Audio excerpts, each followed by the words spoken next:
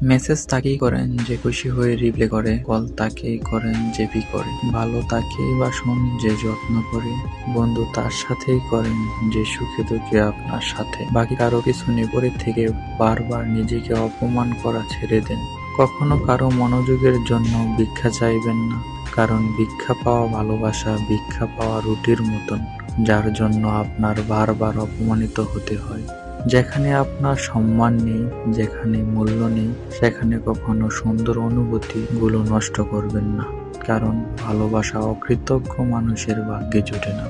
কারণ অকৃতজ্ঞ মানুষের হাতে আসা মূল্যবান হীরাটাকেও সে সাধারণ মুক্তা ভেবে প্রত্যাখ্যান করে। আর যে মূল্য দিতে জানে, সুন্দর একটা পাথরকে গয়নায় বসিয়ে হীরার মতো মূল্যবান করে তোলে।